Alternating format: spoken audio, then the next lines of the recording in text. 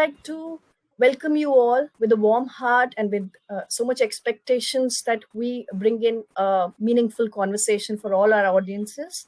And for everybody's information, this session is being recorded.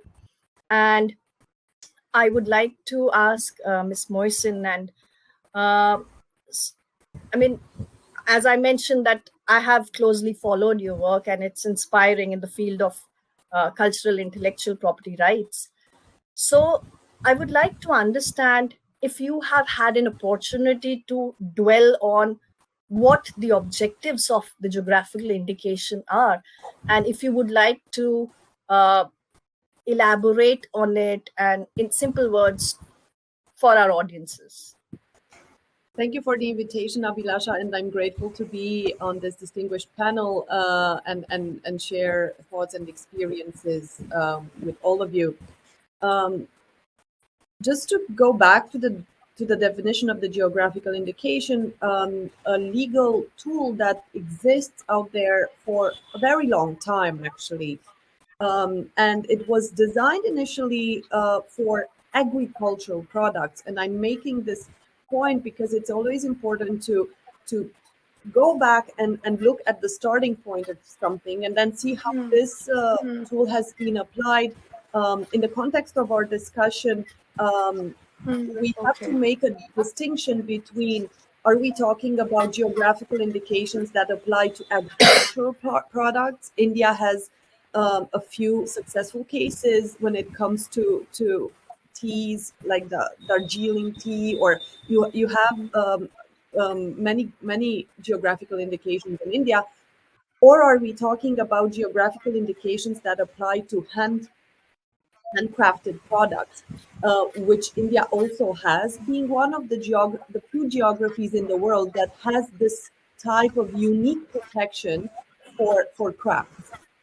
And why is it important to make the difference? Because a geographical indication is defined as a distinctive sign, so very much like a mark, like a trademark, a distinctive sign used to differentiate goods from other competing goods. Okay, this is clear, it's simple, it works like a trademark, we understood. Now, what is important is that those specific products be connected to a specific origin that will be geographically identified. Another thing that is important is that this instrument is collectively owned. So, and this is the element that is very important when we talk about geographical indications in India. And what do we do post adoption of the law now that we are almost 30 years after geographical indications for handcrafted goods have been introduced in India? Because who owns the geographical indication is a group of producers, a group of artisans, if you want, a collective. Do we have collectives that are strong, solidary, organized? Because this geographical indication, once you have it, the whole set of rules that need to be applied. So the rules are determined by this group of producers. They say, for this to be a Banarsi sari, it has to be made like this. These are the steps. These are the materials. You can only follow this and this and this. Which means that you are also disclosing, in a way, your recipe, your way of manufacturing. So these are important elements to think about, and that only the people who are part of that group can use the geographical indication. And this element of collective ownership, in a way, collective nature of this tool, and the fact that it has to have a set of quality standards, a set of methods of creating, so to say, a system of control. Like there needs to be quality control to ensure that all the products that are tagged with this geographical indication have the same quality, because that's the purpose of it. And that there is a strong marketing campaign, right, behind to make sure there are no what we call free riders. So people who, you know, claim to Yeah. create the same. So it's a Okay. complex, legal tool, and the complexity comes after. Like it's not so difficult to obtain it, but how do we implement it is the most difficult. Yes. So if I can like reflect on what you mentioned, you first talked about that we have to be clear on which GI we are talking about. If we are progressing towards discussing the agricultural GIs or the handloom ones, Yeah, and then we also have to uh, focus on the aspect that GI is meant as, it has to be promoted by the collective artisans or producers of that region, and they have certain standards and measures which they should ideally market. So can I just put it in a line that maybe the objective of the GI is that this it is assumed that this collective, uh, the processes which they follow for making that product are more environmental friendly, and if they are able to standardize those, and if they are able to market those, there will be more socio-economic benefits to this group. And now the difficulty you know is not in getting the GI, but in executing those standards. Am I right? correct. I mean, does this somehow?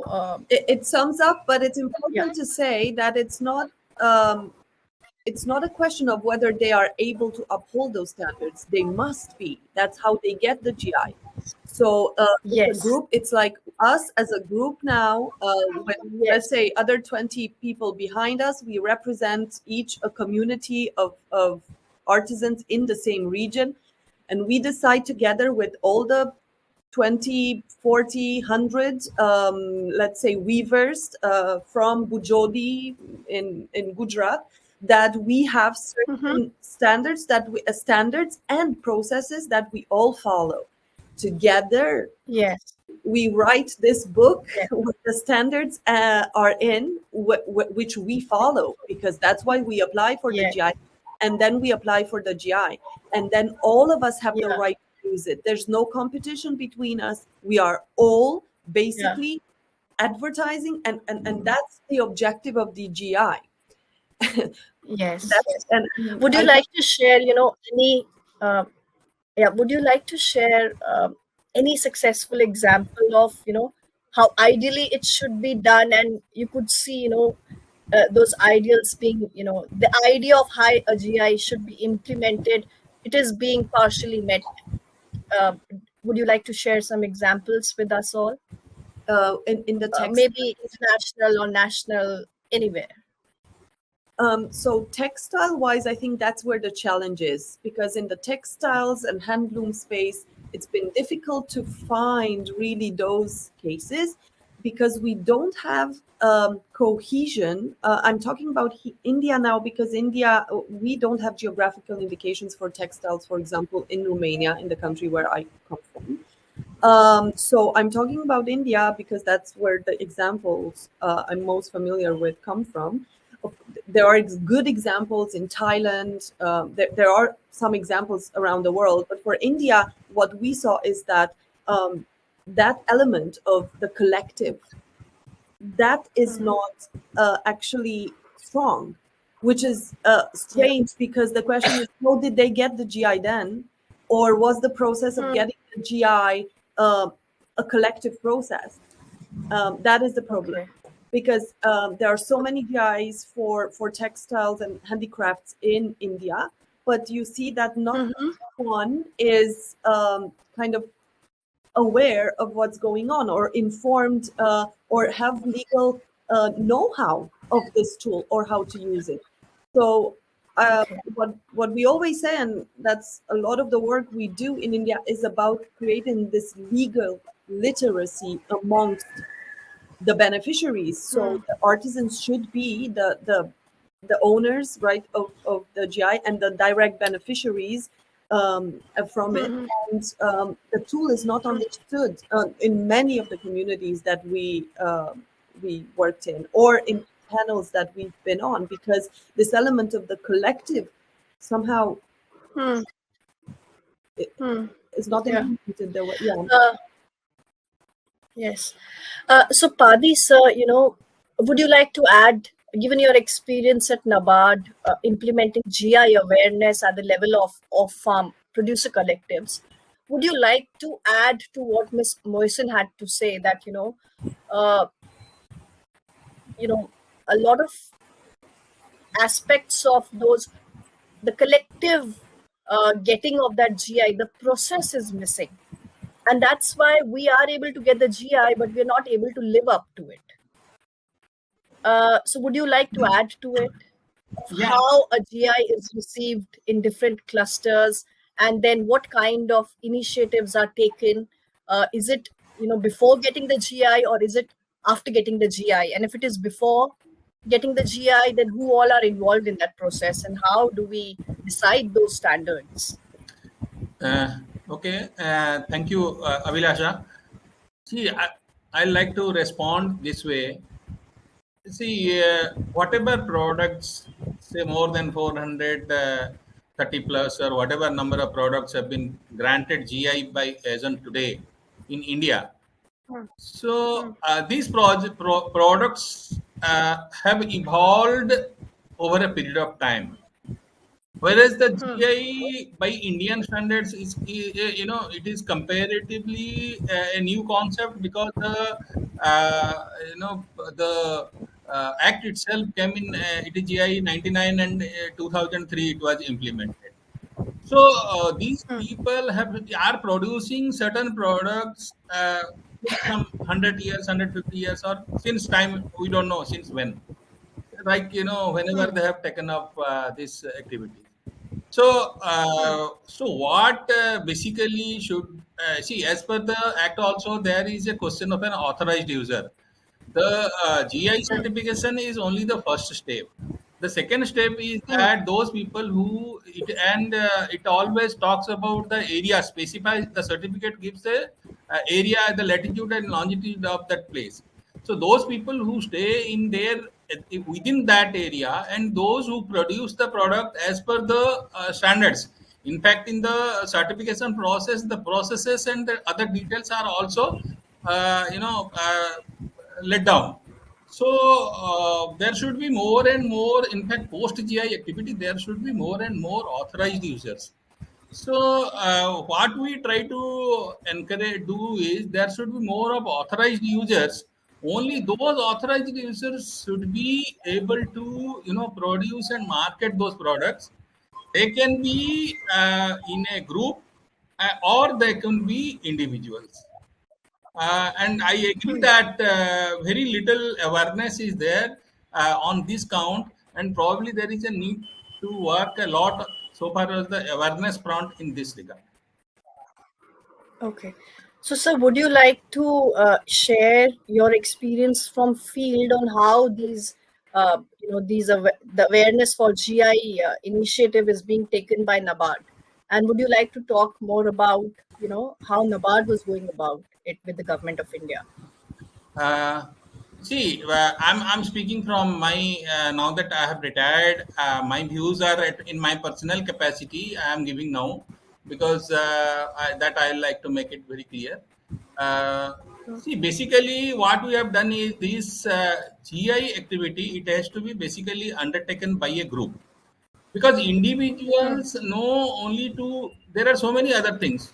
See, if you can succeed well only when you adopt the collectivization approach, whether it is the FPOs or the WFPOs. We realize that the maximum benefit will go to the people only if you adopt a collectivization approach.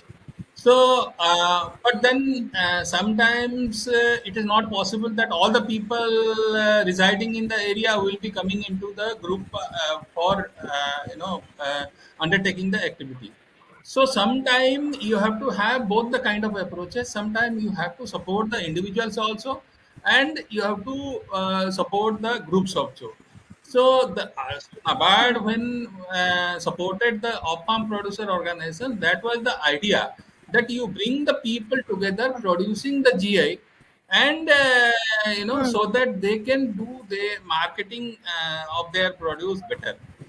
We had of course there are very few exclusive GI groups, because that needs a lot of work to be done at the field level, particularly in the field of post GI activities.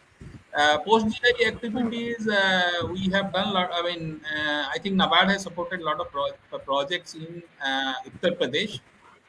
You might have heard the name of Dr. Rajnikant, who is a famous, Padma Shri awardee, and he has supported more than 50 products for GI. And for post GI activity in other states also, we have, NABARD had done a lot of work in this regard. Okay. So, sir, what were your observations from field in these post GI activities? Where did you feel satisfied that it is going how it should be done, and what were the weak areas where you think that more work needs to be done? Okay.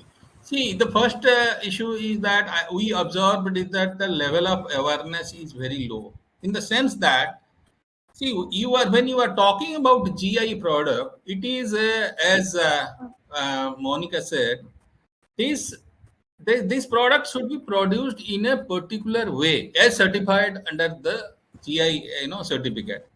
Now the issue is, these people have been, and how to market those products or place the products. What these people are basically trying to do is, they are trying to sell, compete those products with the regular products. For example, in Mumbai, there was one exhibition.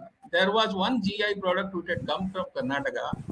So I could see, and I asked that lady that, see, yours is a GI product. Why she had not even put a, separate, standee or something, that this is a GI. They don't market their product as a separate product, as a GI product. That is the differentiation. So I always tell in my group, don't try to sell your products, try to compete with other products, because you follow a definite process, and these processes are very, very expensive. You cannot, sometimes expensive, you cannot compete with the regular machine made products. So because most of the products are, handmade, I'm basically talking about handicrafts and, handloom. So you have to, so that is what is not happening.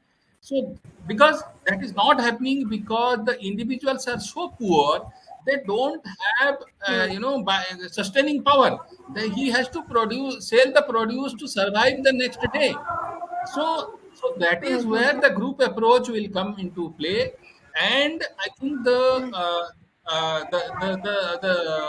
social sector organizations like NGOs and voluntary agencies, they can do a lot of work there. They can first of all create their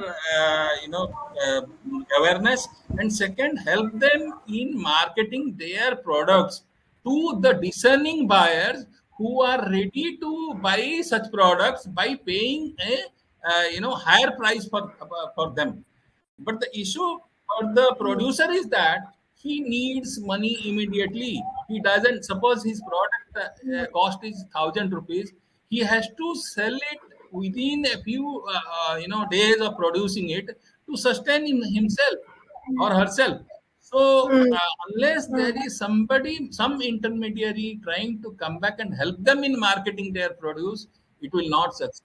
So the NABARD's OFP approach was an approach in that way, where you bring these people together to help them in their marketing of their product. I think that we need to, there lot of work need to be worked in those areas. Let's hold that thought on how their access, the indigenous people, how their access can be facilitated through the granting of GI. And I would now like to come to you, Ms. Purabee. So I would like to understand, and maybe you can share a little about your work on Sustainable Fashion Index, and if you can share your thoughts on, what you understand by post GI initiatives, and do you see that? Do you see any connection between your index also being a means to such to achieve, the objectives of such, GI initiatives? Okay, thank you for inviting me. First of all, am I audible? Yeah, yeah, you are. Okay, so basically, I will talk about the Sustainable Fashion Index first. And here, the scope of the index is basically including different type of fashion products and brands which will be evaluated, and especially apparels, footwear, accessories, and luxury brands. So the key criteria of the evaluation is sustainability, where there are the broader perspectives would be environmental impact, obviously the energy, water use, the traditional knowledge that people are sharing, the greenhouse gas emission, the sustainable materials that they are using, the social responsibility where the condition of the weavers, artisans, labor, the wages, worker rights, diversity, of course, the most important, community engagement. Now, ethical business practice is also one of the important criteria where we are talking about transparency and most importantly, supply chain management and adherence to international standards. Now, when we talk about international standards, it becomes very difficult to normalize or standardize data because the GI that we are currently piloting with, these GIs are already given to people to market the product as they are, and they can also export these products because they have the GI. But the most important thing is ensuring the fairness and comparability among brands, especially when they differ in size and scale. So, like big retailers, big brands, and smaller brands, people having less access to raw material, and different kind of clusters which are available in fashion industry with textiles and fabric, which is in handlooms, are the sizes of clusters, the government and private clusters, and then the location of clusters, the kind of material they make. In Odisha, we have 9 GIs in textiles and fabrics, and I would say that the price of these material of the GI, they varies from 900 to 90,000. So the existence of or the coexistence of these GIs in handloom, it becomes a very Herculean task to define and make them available to people and give them a score whoever is buying those products. Now, why we need this index is the most important thing. I have attended workshops on post GI initiatives on Apple, and also I have studied the Chanderi cluster, which is very successful because they have done a lot of things very rightly, and they are able to at least differentiate between the counterfeits. Yeah, because every GI product, let's say Sambalpuri sari or Banarasi, or in case of Pashmina or any product that we see, we have a counterfeit. Now, we, as a sustainable fashion index, actually want to protect the rights of the weavers, artisans, and BOP producers, so that this index will be something which will guide customers to get the product or the price of the product they deserve. Now, what I understand out of Post GI initiative, as Monica told, Padhi sir told, the producer, they need to register as authorized users because to fight against the counterfeit, the first step is getting registered as an authorized users. Otherwise, if you go late, then it will happen as the Balarampuram saris, the fine cotton fabrics, which was registered in 2009. They don't have existence because there was almost no registered user for that product. So, what we as a index want to do is we want to develop a story around it, giving credit to all the BOP producers.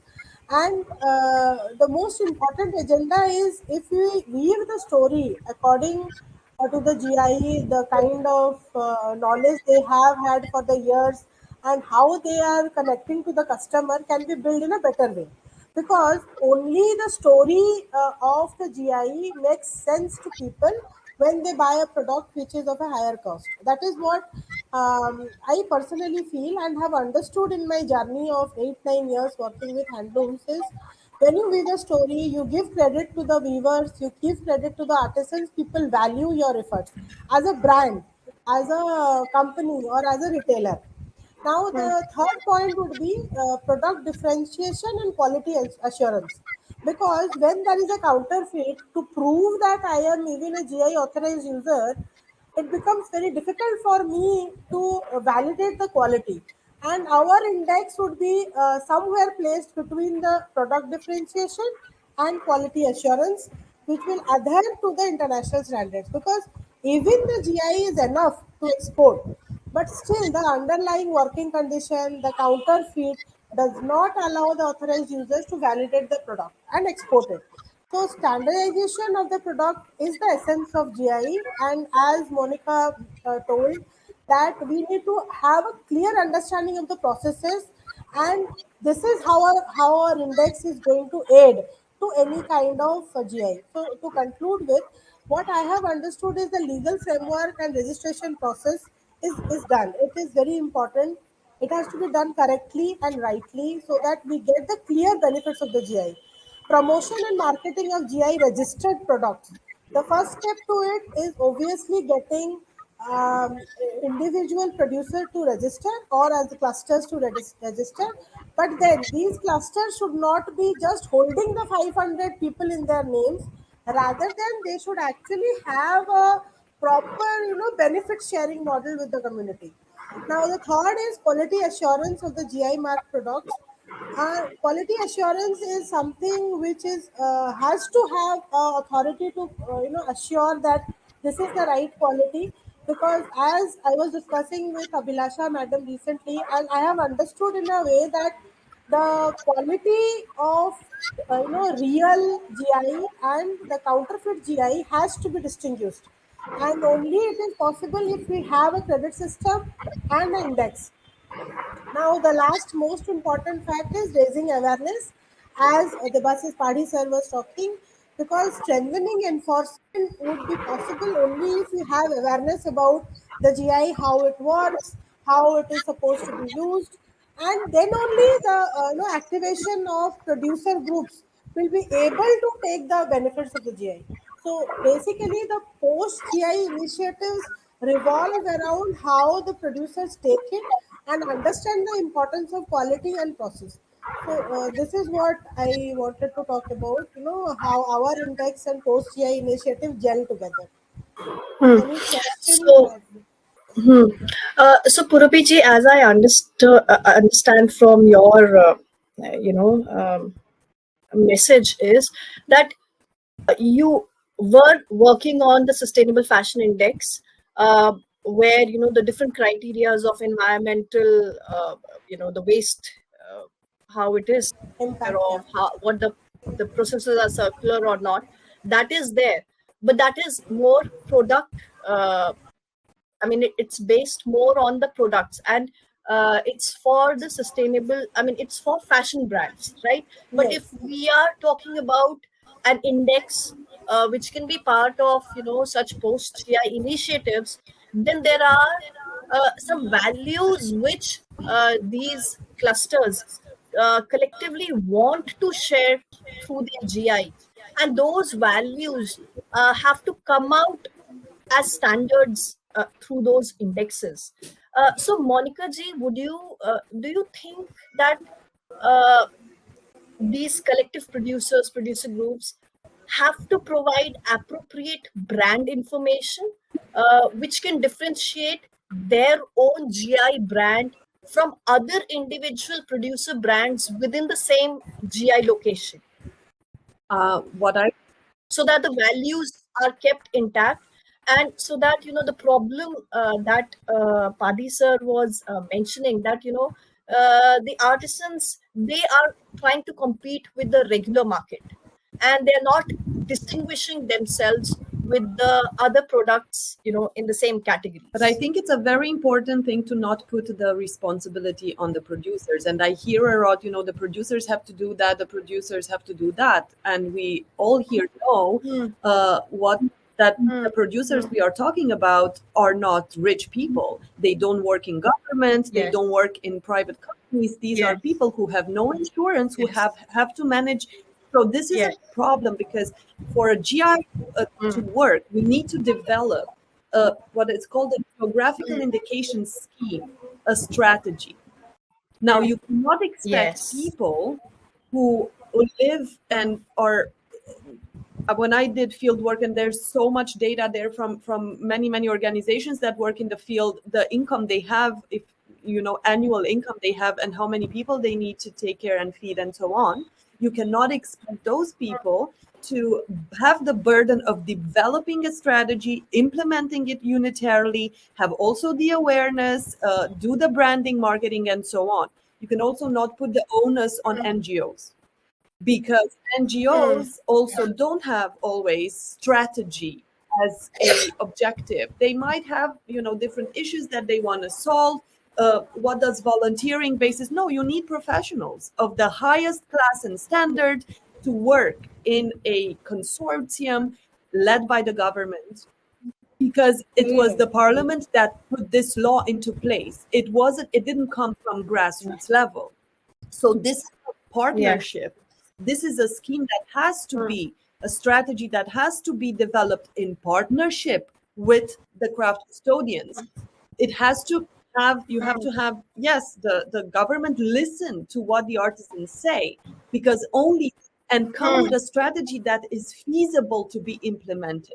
So if you say don't sell with the other products, then say, okay, organize me a fair where only GI products are, so that the clientele that can pay for this comes here, because otherwise, yes, I cannot sell my product and do all the talking and the sales and everything. Like, what is the degree of responsibility we put? Yeah. So that's why I'm saying geographical indications, the way they were designed to help. The most successful cases are cases where, for example, you have Café de Colombia. Colombia has invested over 50 years, has invested in a comprehensive strategy that supports Café de Colombia as a geographical indication. They have also created spin-offs of this. Now they have café of smaller regions in Colombia, but yes, this cafe is known.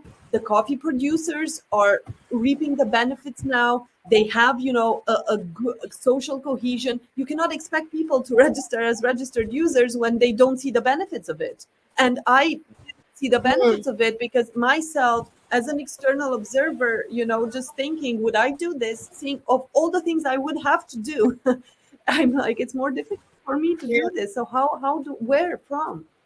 So that was also the idea that I was sharing in the Voice of Fashion article, that there needs to be a national strategy. Craftsmanship is India's soft power, and my mentor Nagaraja Prakashan, we always talk about this, how a system that really supports traditional craftsmanship as India's soft power can be a game-changing element, globally for India. But for that, we need to work as an ecosystem, not only collectively, but really as an ecosystem.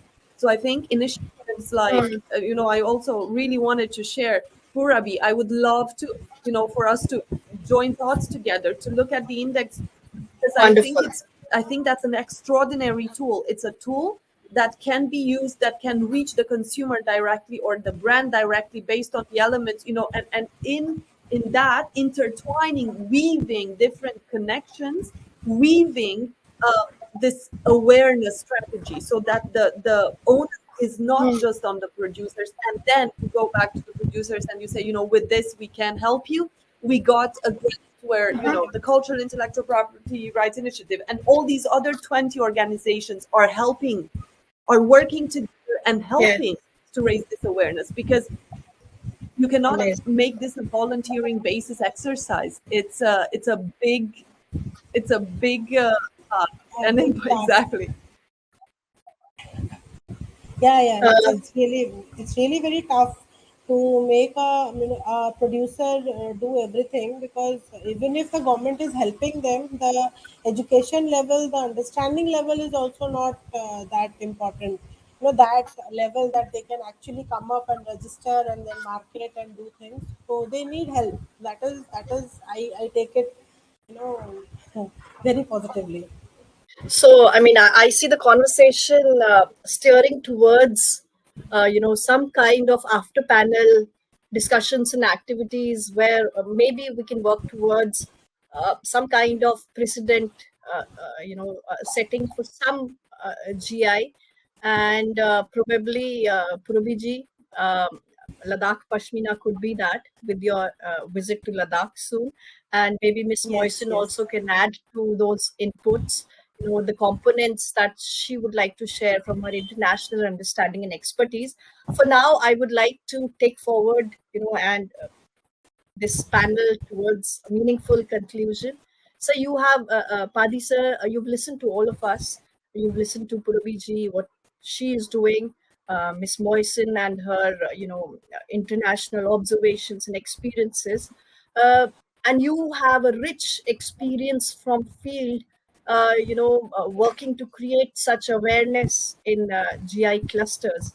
Do you have I would like to request you to, summarize the message to all the stakeholders, involved, and share some thoughts for directions ahead. And then I would like to open this session for a few questions which we are getting from the attendees. So Okay. please. But I'll see before I summarize. I'll just like to make one or two critical observations. See, first of all, as I have seen in the last few years, there is tremendous support from the government or semi-government agencies who are working in the field of GI, whether it is registration of more products or bringing people together or trying to help them in different ways. Even all the many state governments, NABARD has also entered with MOUs with like the state of Madhya Pradesh, and then so many other states other than the government of India. That is one part. The second thing I would like to say is that, see, this GI also leads to some kind of an ecological preservation or sustainability, because most of the products which are produced, they were produced in a traditional way using the local material. And for example, many of the products, GI products, are say handloom or handicrafts who use colors. So many of the colors used traditionally were from the either from the plant-based color. They don't use chemical dyes. So unless GI is supported or it is promoted, those people, they get a fair price. They will be switching over to the cheaper products, chemical products, and the sustainability or the impact on the ecology will be huge. So that is another reason why GI should be promoted. Now, to summarize what we said, I think the way forward. First of all, as I said, uh, there is tremendous scope for GI in India, because India is such a rich, so much of diversity, and but the number of products has to go up. And post GI activity, there is need to be lot of work which needs to be done. It cannot be done by an individual or few organizations. You need the support of all. And the second thing is, you have to have adopt both the approaches. One is the group approaches and simultaneously the individual approaches, because if you cannot immediate, because in creating an institution, handholding and bringing up is a very very difficult task, and it is a time consuming thing. I think, Abhilasha, you have been associated with the Looms of Ladakh. You know better than anybody else how difficult it is to bring up an organization where people can take it forward. Like Purabee said about Balrampuram saris, I would like to say that so far NABARD has sanctioned a project to created an WebPO in Balrampuram area. So only 1.5 years back. So what I'm trying to say is, though the group approach is the best approach, but it is very difficult and time consuming. So simultaneously, the individuals who are producing, there should also be some kind of a support from to sell their products and place their products in a particular segment, and they don't compete with so that they don't compete with the cheaper products, and they are able to get the maximum price for their productions. And second thing is that you cannot have one kind of approach for all the produce, because agricultural produce and non-agri produce will have to have a different approach. Non-agri you have to see the list of the products which have been granted GI. Then we have to have a location-specific approach, and what will be the best for that area or that cluster where that GI is being produced. And I fully agree with Monica when he said it is the government which has to lead so far as some kind of certification or the duplication and other things are some some kind of a organization which can do the certification uh, for the products, so that uh, one is sure that yes, see, GI product tag is there. One authorized user can use the authorized user tag, saying that I am an authorized user, I produce as per this. But whether, as he said, whether that produce has been followed, how to differentiate from others, we definitely, there is a need for a government agency to deal in and do the certification. I think this is one area where a lot of work has to be done, and I will, in keeping my experience also, I like to be associated in whenever in my personal capacity, wherever you feel that there is any need. I have never interacted with the Purabee madam. If sometime, because I am also going to visit Bhubaneswar, so I hope she is also placed in Bhubaneswar. So I Sir, I am from Puri, Acha. No, Pipili. but you are working with Appli- IIT Bhubaneswar, no? Yeah, I yes, think. sir. Yes, sir. IIT is in Yeah, Jaffna, I sir. know. So what I'm trying to say Yes, sir. is, sometime being, because we are almost in the same city, so sometime we can interact. And Monica also, if there are some opportunities to work together, I'll also love to work with you and also other people who are associated in this field. Thank you. Thank you, all of you, for giving us, this wonderful 1 hour. And I would, though we have just 5 minutes instead of 10 minutes, I would like to open this panel for questions from the audience. Please, if you have any queries, any curious minds asking for, some answers, then please shoot them. I do see some questions popping up in my video. Are you all also able to see? Acha. How do you envision the role of technology evolving in the context of post GI initiatives in the coming years? Can digital platforms enhance the preservation of cultural heritage while boosting economic opportunities? Uh, who would like to take this question? I had replied this one online also. Okay. Yeah, I would say yes.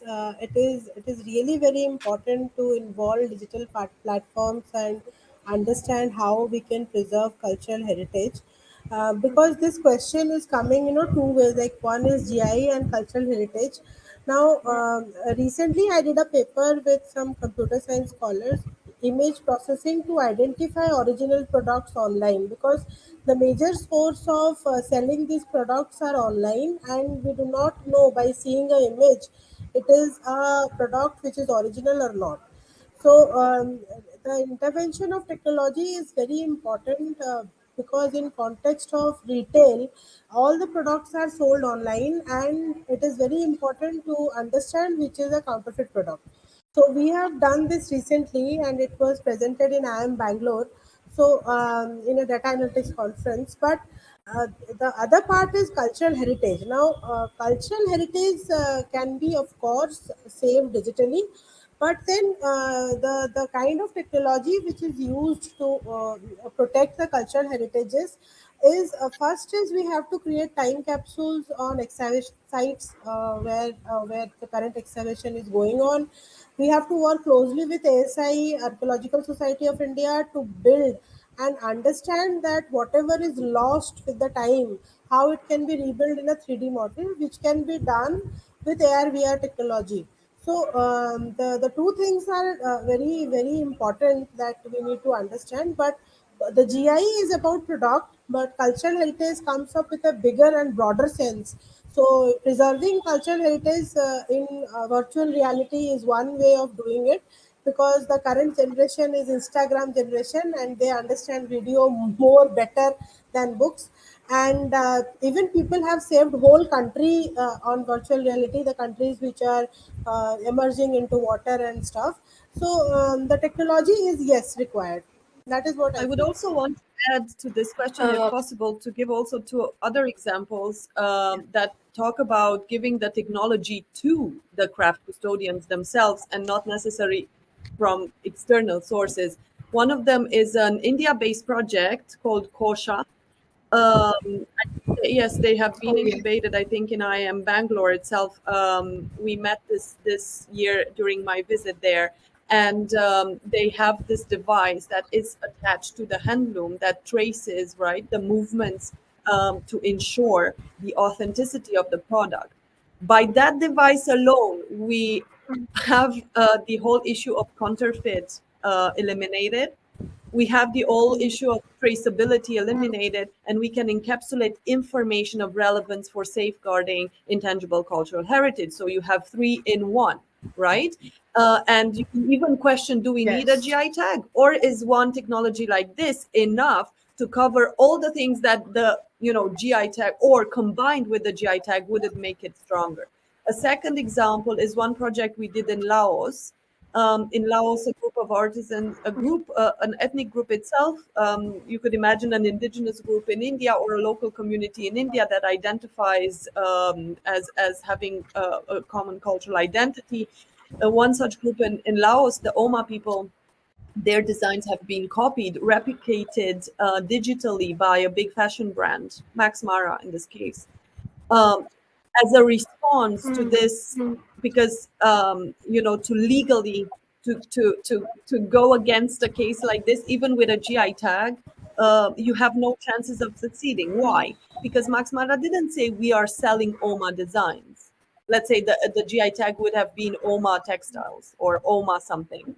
They were selling those identically looking pieces, but not advertising them with the GI element, right? So even a GI wouldn't have helped. So we created a digital database that belongs to the OMA, and only the OMA can access that. So the OMA have control of the content.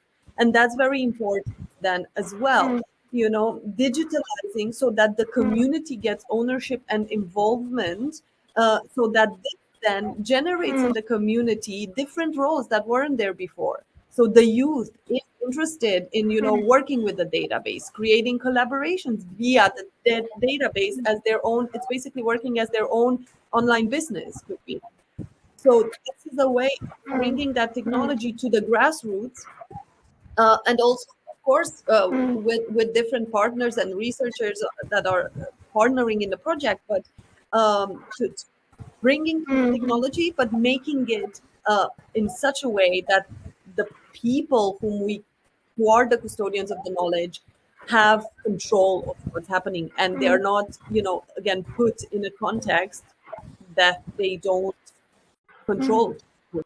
One last question I would like to share. So, how might the concept of post GI initiatives expand beyond geographical boundaries?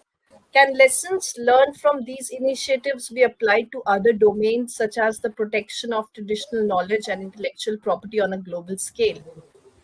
I think we would need to clarify the question a bit, because here we have a few elements Yes, that are too many no. things The framed in one geographical question. indication is part of the big intellectual property, let's say, toolkit, but it's an industrial property tool.